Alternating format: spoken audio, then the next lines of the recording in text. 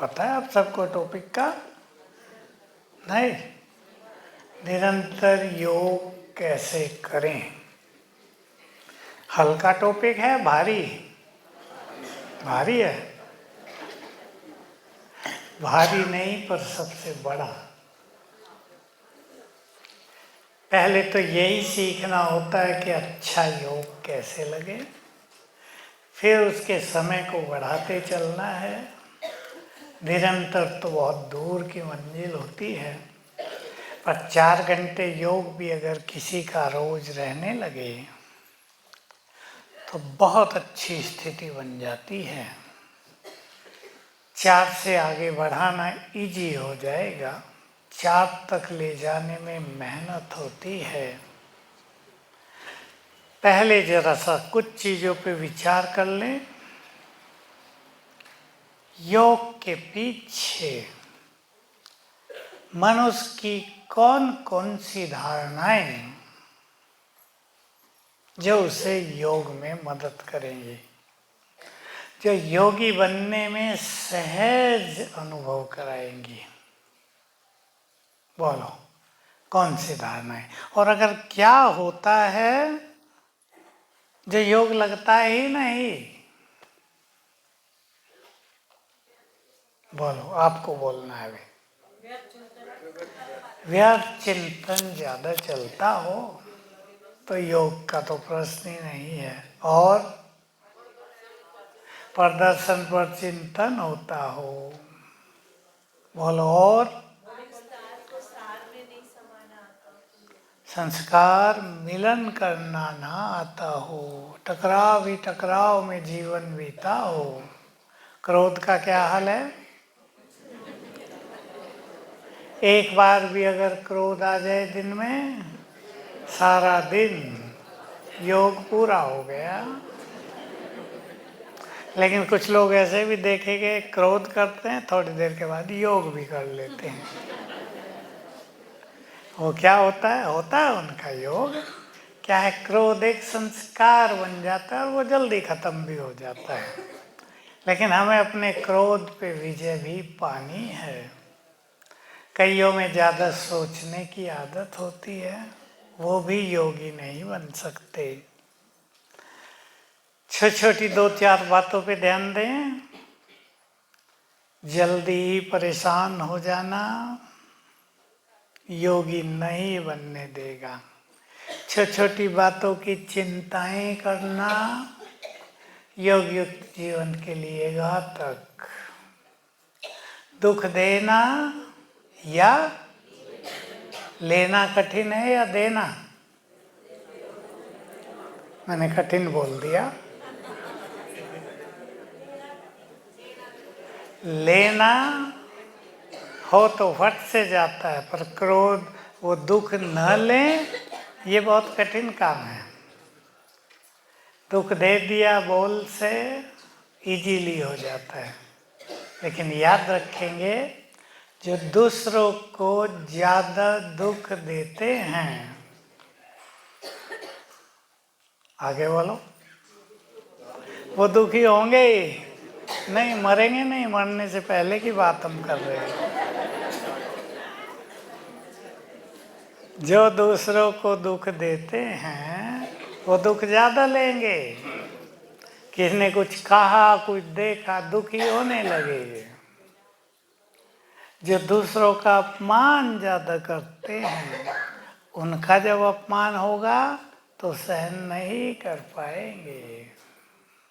ये छोटी छोटी बातें हैं। जो दूसरों की निंदा बहुत करते हैं, जब उनकी निंदा होगी तो वो अति परेशान हो जाएंगे।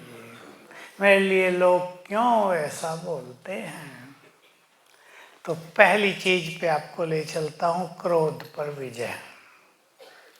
बाबा का बनने के बाद कितने भाई बहनों ने क्रोध को बहुत जीत लिया? बहुत अच्छा है, ये अच्छा है। जिन्होंने आधा जीत लिया, अच्छा, ये बहुत अच्छा है। जो जीतना चाहते हैं, ठीक है, क्योंकि आंतरिक इच्छा बहुत अच्छी बात है। बहुत सारे क्रोध करने वाले ऐसे भी होते हैं जिनको ये पता ही नहीं होता कि उन्हें क्रोध भी आता है क्या। उनकी मान्यता होती है क्रोध तो करना ही पड़ेगा। भाई लोग क्या मानते हैं, बच्चों पर काम धंधों में क्रोध करना ही पड़ेगा, क्या विचार है? बोलो, भाइयों से पूछता हूँ, हैं? जरूरी नहीं है। क्रोध के बिना भी अच्छा काम हो सकता है, कराया जा सकता है। क्रोध से जितना नुकसान दूसरे को होता है उससे कई गुना अपने को होता है।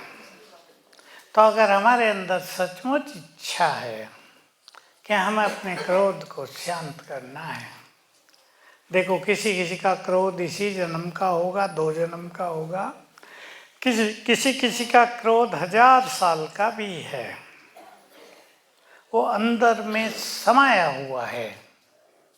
जब उठता है तो बहुत भयानक रूप ले लेता है।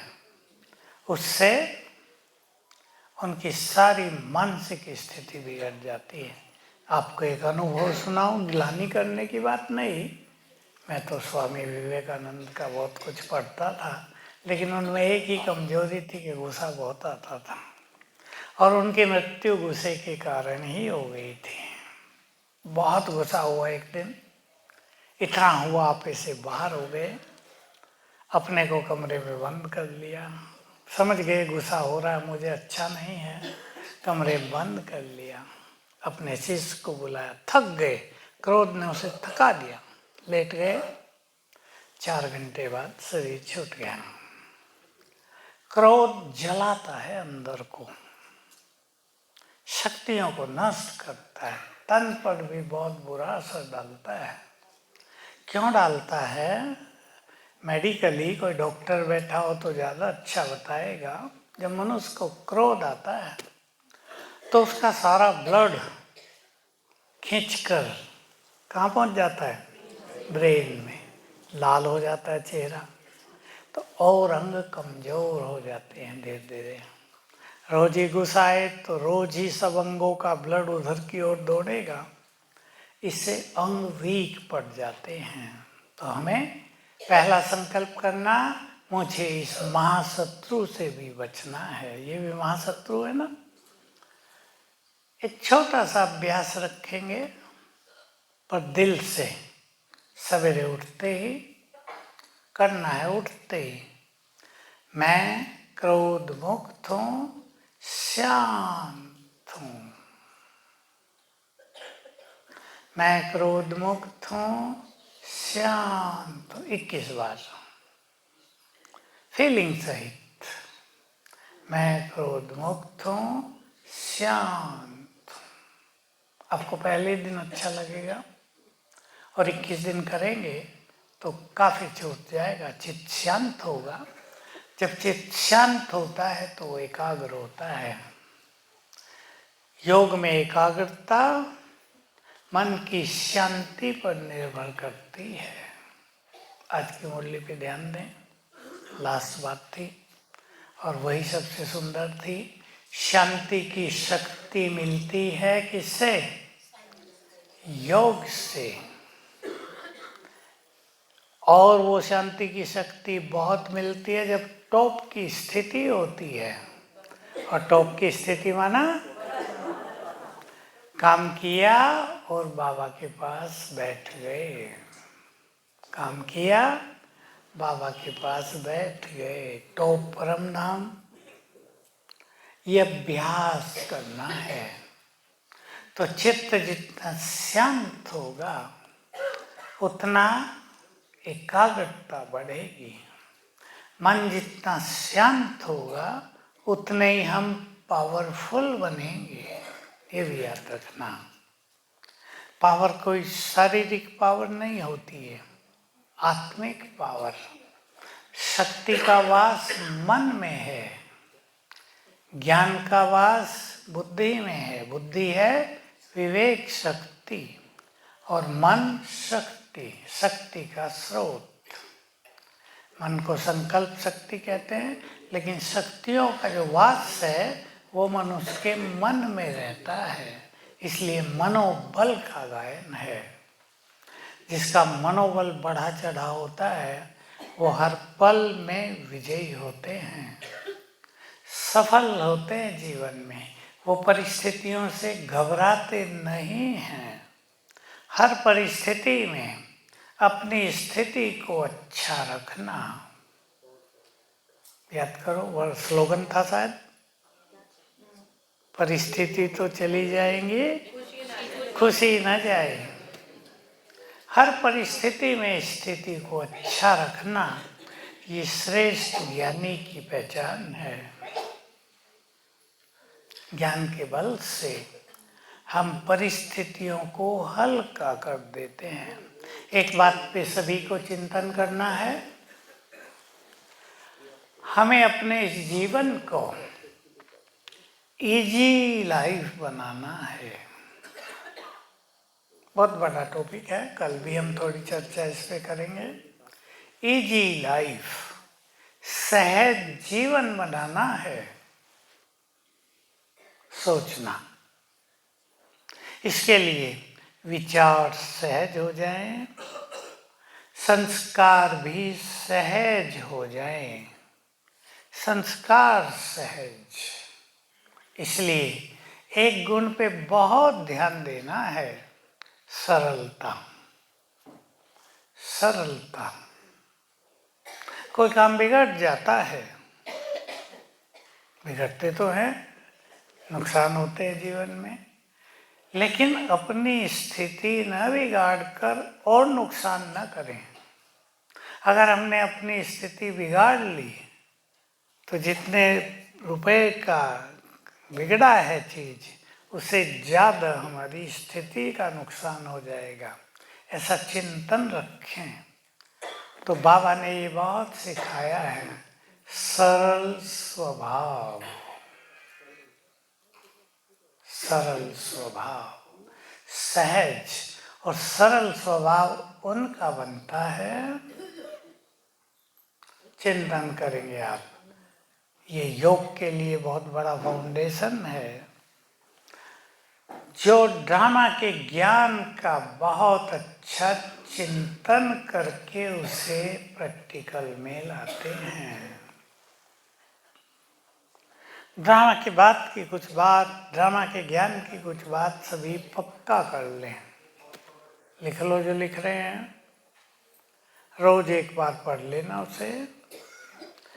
ड्रामा बिल्कुल एक्यूरेट चल रहा है।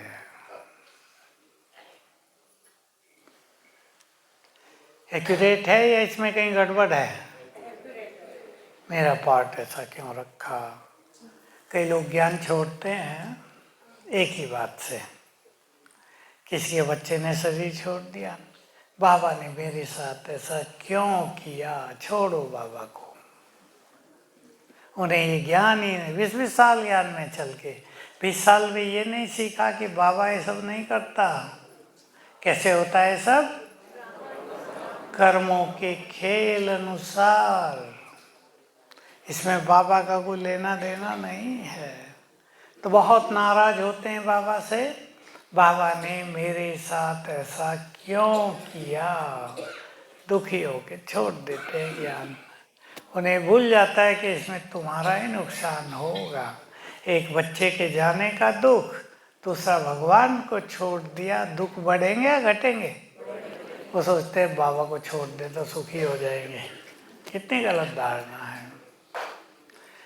ड्रामा बिल्कुल एक्यूरेट चल रहा है। दूसरी सुंदर बात जो बहुत सुंदर है, इस ड्रामा में सभी का अपना अपना पार्ट है। यहाँ किसी का कोई दोष नहीं है। ये चिंतन में लाना पड़ेगा अच्छे, ताकि हमें बिल्कुल ये सही दिखाई दे। ये नहीं ये क्यों हो रहा है, ये क्यों हो रहा है, ये क्यों हो रहा है, क्यों नहीं। तीसरी बात, जो हो रहा है वही सत्य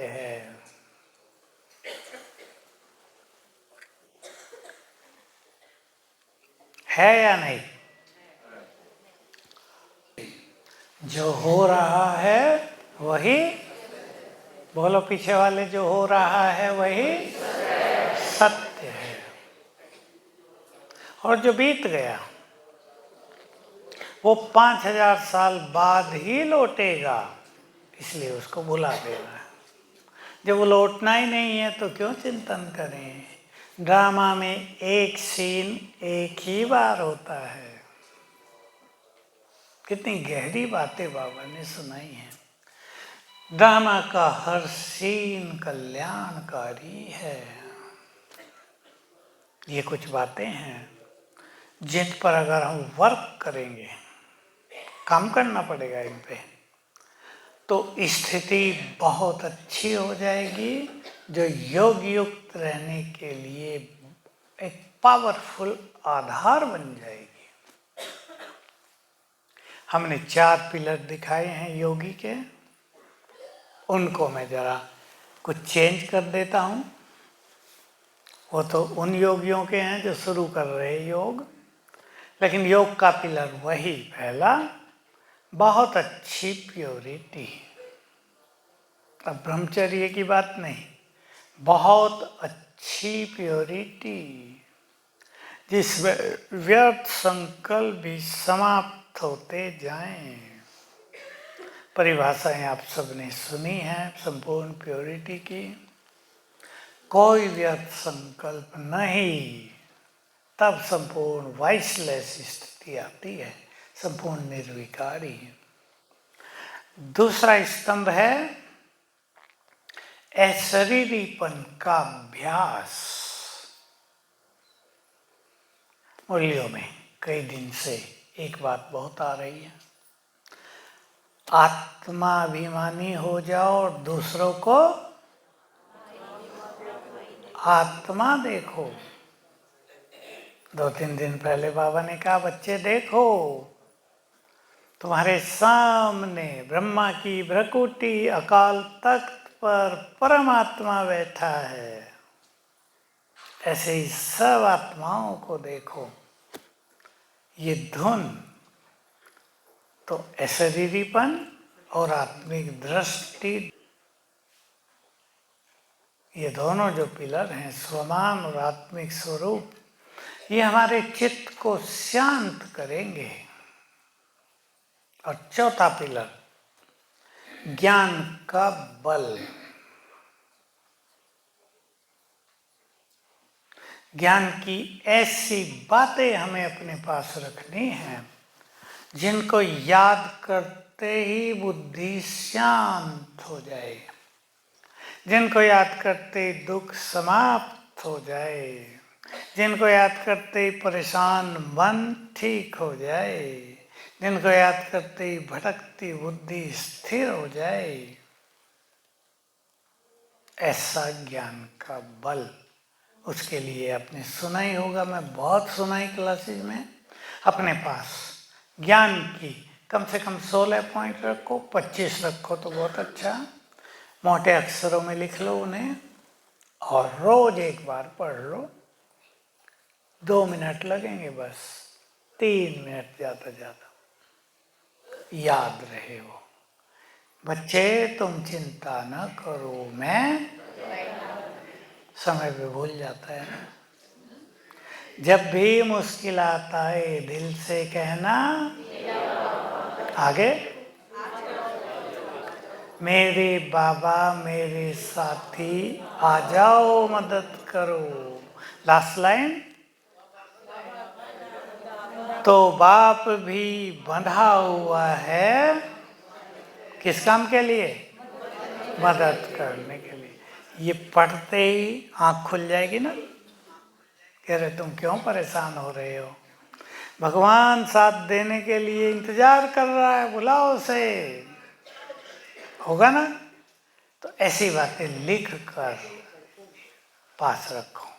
मुझे एक बात बहुत काम आई जीवन में, जब से सुनी थी, बहुत साल हो गए होंगे।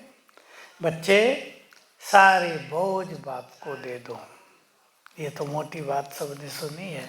इसके बाद था, जो बाप सारे संसार का बोझ उठाने वाला है, क्या वो अपने बच्चों का बोझ नहीं उठाएगा? बहुत सुंदर बात, दिल को छूने वाली। छुई या नहीं आपका दिल? जो बाप संसार का बोझ उठाने वाला है, क्या वो अपने बच्चों का बोझ नहीं उठाएगा? ऐसी बातें समझ गए ना कैसे? अलग लिख कर रखो। मुरली लिख लेना 8-10 पॉइंट, अलग चीज। एक पर्सनल बातें जो हमारे लिए बल हैं। संगम युग पर स्वयं भगवान हमें साथ दे रहा है। ऐसा पल दोबारा 5000 साल में नहीं आएगा। फायदा उठाओ इस अवसर का, भगवान साथ दे रहा है। बाबा के बहुत अच्छे शब्द थे। कभी बच्चे, 1000 भुजा वाले को छोड़कर बोलो, वाले को छोड़ देते हैं, 2 भुजा वालों के पास मदद के लिए देखते हैं उनकी ओर। ये बातें हमें जगाएंगी। स्वयं को जगाना परम आवश्यक है। क्लियर है ना? लिखेंगे सभी? सभी एक मास में, 3 मास में लिखो चाहे। ऐसी 25 सुंदर बातें, प्रभावकारी बातें अपनी अलग डायरी में लिख के रखना। छोटी डायरी मिलती है ना 4 इंच वाली, तार से बंधी हुई, वो ले लेना यहाँ से। एक पेज पे 1 पॉइंट मोटे अक्षरों में। ऐसे नहीं वो अपनी भी पढ़ने में ना आए, जब पढ़ें पता नहीं मैंने क्या लिख दिया। कई लिखते ऐसे हैं कि खुदा भी ना पढ़ सके, कहावत है ना कुछ ऐसी। तो ऐसा अच्छा थोड़ा लिखना कि एक दृष्टि में वो पढ़ा जाए और समझ में आ जाए। और भी कुछ बातें हैं। ये 4 पिलर हुए योग के। अब बाबा से हमें नाता जोड़ना है। मैं पहले छोटी बातें आपको कहूँगा, और हैं वो बहुत बड़ी, लेकिन हैं छोटी, लेकिन सबके लिए। बाबा हमारा बाप है, माता पिता है। सभी फील करें, वो मेरा है या नहीं? वो मेरा है। भक्ति में 2 युग से भगवान बहुत दूर है। हाथ जोड़ो, बस फूल चढ़ाओ, काम हो गया। अब उसने रियलाइज कराया, तुम मेरे हो, मैं मेरा है वो। इस मेरेपन को बढ़ाएं। रोज एक बार चिंतन में लाएंगे इसको, कभी भी सवेरे। जो भाग्य विधाता है, जो नई सृष्टि रचने आया है, वो मेरा है। गहरी फीलिंग में चलो। 1 मिनट चलें अभी सब। वो तो मेरा है।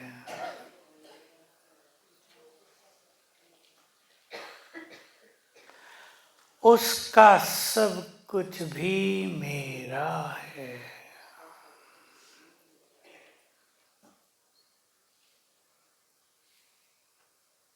और बहुत गहरी बात उतार लें अपने अंदर, उस पर मेरा अधिकार है। ये योग का सुंदर पहला कदम, जिसमें कुछ करना नहीं है और केवल गहरा नाता जोड़ना है। आप सब ग्रस्त में रहते हैं, आप सबको एक अनुभव है। माताएं बहुत ज़्यादा बैठी हैं। आपकी लड़की की या लड़के की शादी हुई, जिस घर में हुई, अब क्या कहने लगेंगे? वो हमारा है। कहने लगेंगी या नहीं माताएं, अरे वो तो हमारे हैं, हमारे रिलेटिव हैं। अपनापन बढ़ने लगेगा। उन्हें कुछ होगा तो आप पर इफेक्ट आने लगेगा। अपनापन, भगवान से हमारा नाता जुड़ा है, छोटी बात नहीं है। जिसको भगवान कहते थे, जिससे बहुत दूरी थी, जिससे डर था मन में, अब वो हमारा है। डर भी खत्म हुआ। अपनेपन से क्या बढ़ता है? क्या बढ़ता है? बहुत प्यार बढ़ने लगा। जितना अपनापन बढ़ाएंगे उतना प्यार बढ़ेगा। अब योगी बनना है। अच्छा, फिर पूछता हूं, कौन कौन 4 घंटे योगी बनना चाहते हैं? एक है योग की प्रैक्टिस, दूसरा है योग युक्त जीवन। दोनों में थोड़ा सा अंतर कर लें, बस थोड़ा सा। योग युक्त जीवन माना स्वीट जीवन, मीठा जीवन, सरल जीवन, सुखदायी जीवन, अनासक्त वृत्तियां। एक और बड़ी चीज है निर्मोही जीवन, निर्लिप्त अवस्था, कमल फूल समान।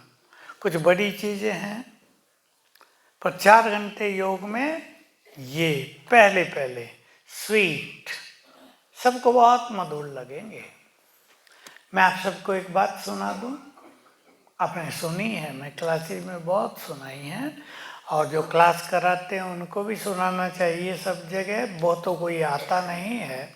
स्वमान के बारे में बाबा ने बहुत कुछ बोला है, और एक सबसे पावरफुल चीज, जो बच्चे स्वमान की स्थिति में स्थित रहते हैं उनका अभिमान स्वतः ही नष्ट हो जाता है।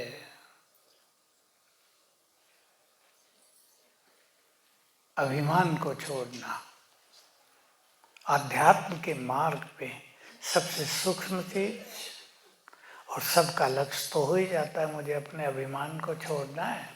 लेकिन स्वमान के अभ्यास से ही ये छूटेगा। इसकी जो गहरी जड़ें हैं वो कटेंगी, नहीं तो गहरी जड़ें रह जाती हैं, क्योंकि वो दिखती नहीं है, वो जमीन के अंदर होती हैं। दूसरी बहुत बड़ी बात, ध्यान से सुन लेंगे, सभी माताओं को खास कह रहा हूं, भाइयों को भी। जितना स्वमान में ज्यादा रहेंगे सबका सम्मान प्राप्त होगा। सुना सभी ने? तो आपके जीवन में आने वाली अनेक बाधाएं आप ही समाप्त हो जाएंगी। माताओं की समस्या आती है। आज भी आई एक माता, भाई जी लड़के की जब से शादी हुई ना, बहू और बेटा मेरे से बात ही नहीं करते हैं। लड़का तो बात करना चाहता है, पर गड़बड़ कहाँ है जानते हैं आप सभी। माताओं को अपनी लड़कियों को अच्छे संस्कार देने चाहिए, बस इतना ही कि परिवार को जोड़ें, तोड़ें नहीं। जो तोड़ती हैं वो खुद भी टूट जाती हैं। देखा हमने कई ऐसी लड़कियां बहुत जल्दी डिप्रेशन की ओर, क्योंकि जो व्यवहार उसने किया है वही व्यवहार उससे भी होता है। सच्ची कहानी सुना देता हूँ दिल्ली की, माताओं के काम की है बहुत, अपने बच्चों को सिखा देना। 2 भाई, एक ज्ञान में, छोटा हो तो अभी भी कुमार है, बड़े की शादी हुई, बहू ऐसी आई, कहा माँ से तुम्हारा कोई नाता नहीं, माँ से बात करोगे तो मैं चली अपने घर। अब बेचारा लड़का क्या करे, नौकरी थी, ट्रांसफ़र कराया, दूर ले गई उसको, सिम बदल दिया, माँ से कोई कनेक्शन नहीं। 11 साल हो गए, संतान नहीं हुई। अब भागी फिरे ज्योतिषियों के पास। किसी बड़े ज्योतिषी ने उसे बताया तुमसे कोई बहुत बड़ा पाप हुआ है। कहा पाप? पाप तो हम करते ही नहीं। बाप रे बाप, पाप से तो भगवान बचाए। लोग कहते हैं ना, रात दिन पाप करने वाले भी यही बोलते हैं। कहा तुमने किसी को उसकी माँ से दूर किया है? अब उसकी आंखें खुल गई। बताओ, सच सच बताओ। कहा किया तो है। कहा उसकी माँ की जो बद्दुआएं हैं वो तुमको संतान सुख नहीं लेने दे रही हैं। उसे क्षमा याचना करो, जाओ उसके पास, मिल के रहो, तब संतान होगी। तब 1-1.5 साल के बाद संतान हुई। सबको समझ लेना चाहिए। बैठी हैं, बहुत जानती हैं, उसका बच्चा माँ से बात ही ना करे तो क्या हाल होता है। बेचारी माताएं दुख के आंसू पी कर रह जाती हैं। चलो बच्चा सुखी है, जहाँ भी है ठीक है, लेकिन इस सोचने से तो काम नहीं चलता ना। तो ये पाप, मैंने कहानी भी आपको इसलिए सुनाई, पाप जहाँ बढ़ता है योग घटता है।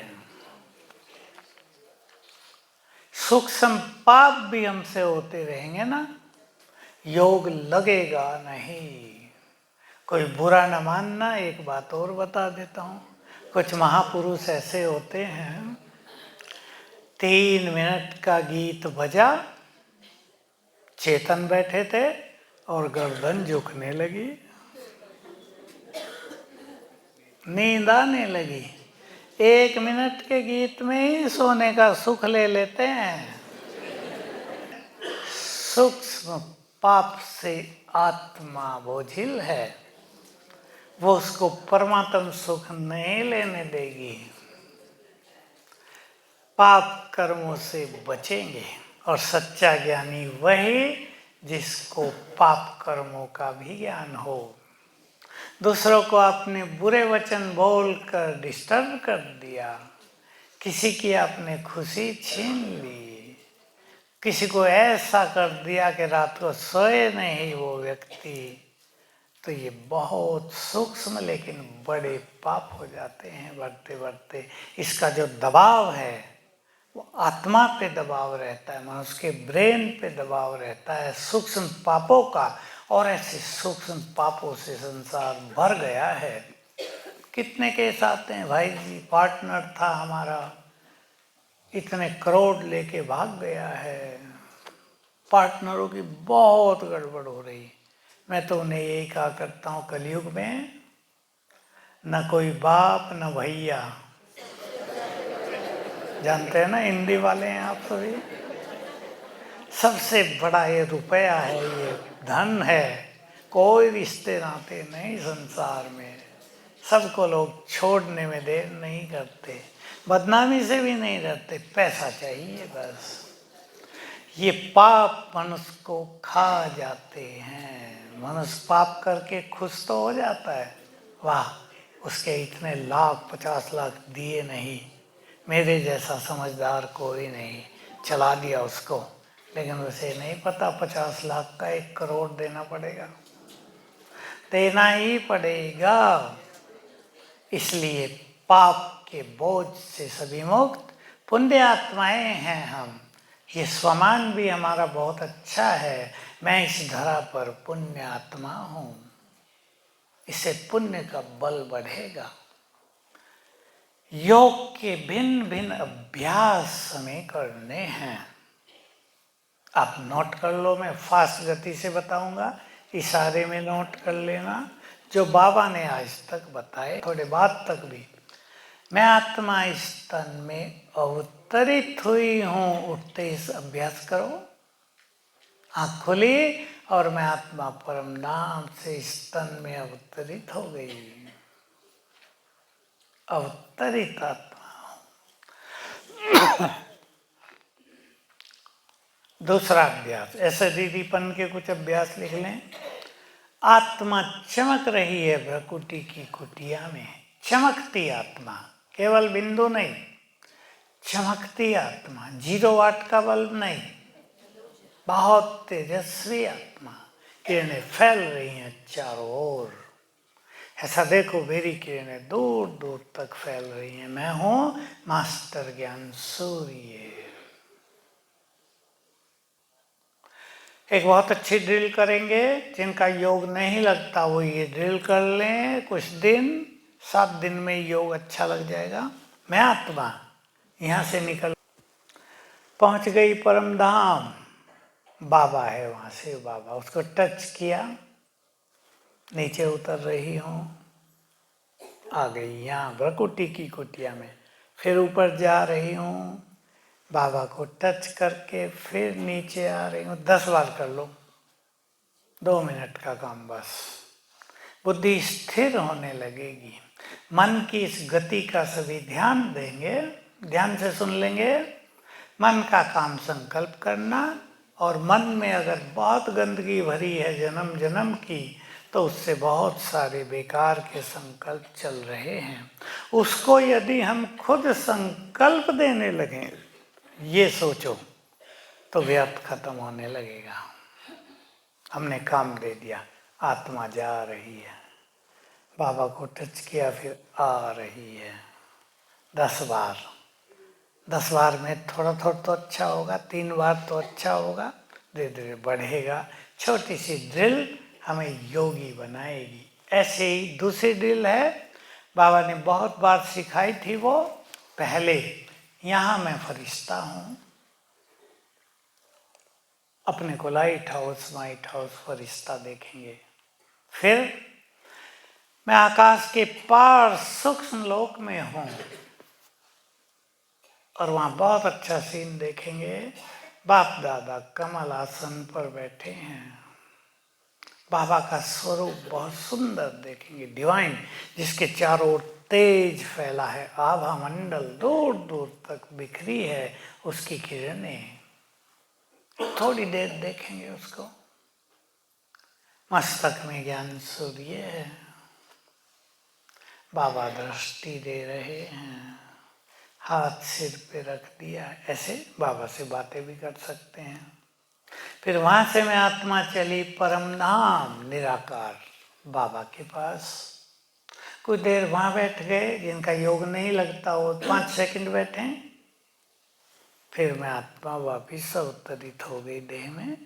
फिर ऐसे ही ड्रिल, इसको रूहानी ड्रिल नाम दिया बाबा ने, तीनों लोकों में। फिर नीचे एकाग्रता बढ़ती जाएगी। बाबा के बहुत अच्छे शब्द थे, तुम्हारी बहुत सुंदर साधना है बुद्धि को एकाग्र करने की। बुद्धिवान, मेरे सिर के ऊपर छत्र छाया है। देखेंगे बस उसे सिर के ऊपर। योग के एक ही रूप के 2-3 अच्छे अभ्यास। हम यही हैं, कामकाज कर रहे हैं, घूम फिर रहे हैं। मान लो आप शांत हैं, एकांत हैं, कुछ काम नहीं, ऊपर से शक्तियों की किरणें पड़ रही हैं। कुछ कुछ देर कभी शांति की किरणें पड़ रही हैं, कभी पवित्रता की किरणें पड़ रही हैं। ये बहुत पावरफुल योग है। बीज रूप का अर्थ होता है, जिसको बाबा ने अलग अलग नाम दिए, बीज रूप, बिंदु रूप, ज्वाला स्वरूप योग, फिर कह दिया ज्वालामुखी योग। ये सब एक ही योग के नाम है। परम धाम में जब हम एक संकल्प के साथ स्थित हो जाएं, ऐसे नहीं कोई संकल्प नहीं होगा, 1 2 3, 1 2 3, बस इससे ज्यादा नहीं, संकल्पों के साथ स्थित हो जाए कुछ देर, ये है मोस्ट पावरफुल स्थिति। उसका एक स्वरूप है, बाबा की किरणें पड़ रही हैं यहीं नीचे, कभी शांति की, कभी शक्तियों की, कभी पवित्रता की। ये बहुत अच्छे योग के तरीके हैं, इसको अपनाएंगे और भी कई बातें आपको मुरलियों से मिलती जाएंगी। कभी मैं फरिश्ता आकाश में हूँ, कभी ग्लोब के ऊपर बैठा हूँ, ऊपर से बाबा की किरणें पड़ रही हैं और मुझसे संसार में फैल रही हैं। कभी स्वमानों के अभ्यास भिन्न भिन्न और कभी 5 स्वरूपों के अभ्यास, ये सब योग युक्त जीवन में आते हैं। 5 स्वरूपों का अभ्यास भी बहुत पावरफुल चीज है। हर तरह के अभ्यास के अलग अलग फायदे होंगे। जैसे हम अशरीरीपन का अभ्यास करेंगे, मैं आत्मा अलग, ये देह अलग, तो कर्मेंद्रियां शीतल होंगी। कल सुना ना, सतो तक की स्थिति है, कर्मेंद्रियां शीतल हो जाएं। हम 5 स्वरूपों का अभ्यास करेंगे, हमारी प्योरिटी बहुत बढ़ जाएगी। हम परम धाम में योग का अभ्यास करेंगे, बहुत अच्छा, हम शक्तिशाली बन जाएंगे और विकर्म विनाश होने लगेंगे। ऐसे स्वमान का अभ्यास करेंगे, हमारे विचार महान हो जाएंगे और जिस स्वमान का अभ्यास करेंगे उस अनुसार स्थिति बनेगी। तो हर तरह का अभ्यास हमें करते रहना है। तो एक प्लान बनाएंगे। एक ही तरह का अभ्यास करने से क्या होगा कुछ दिनों में? हैं? नयापन चाहिए, मन बोर होने लगेगा।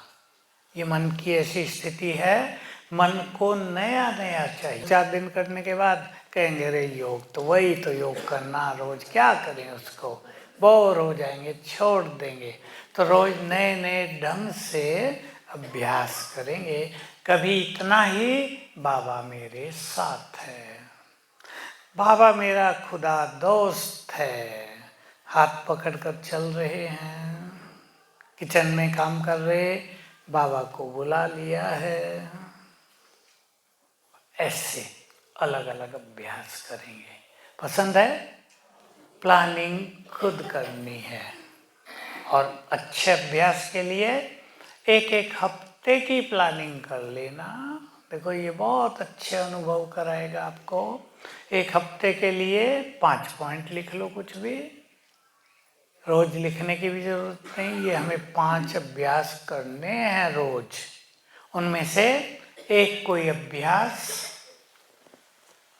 किसी विशेष धारणा का, एक कोई अभ्यास किसी विशेष त्याग का, बाकी 3 स्वमान के योग के अलग अलग अभ्यास।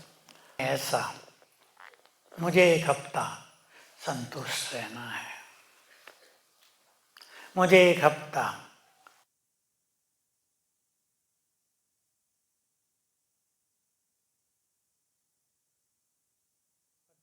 को आने ही नहीं देना है। ऐसे छोटे छोटे लक्ष्य बना के अभ्यास करेंगे, अटेंशन भी रहेगा, बोर भी नहीं होंगे और योग का चार्ट बढ़ता जाएगा। बाकी सवेरे उठ के जितना अच्छा योग कर सकें, कम से कम 6 बजे तक, उतना ही अच्छा अनुभव होगा। और मुरली के द्वारा हर एक को अपने को रोज चार्ज करना है। ये नहीं मुरली मोबाइल पे सुन ली बस काफ़ी हो गया। मोबाइल पे सुनने वालों को पता क्या नुकसान है? बताओ, जो मोबाइल पे सुनते हैं उन्हें नुकसान क्या होता है? मुरली तो सुन ली, ठीक है, हैं? कदम में पदम नहीं होते।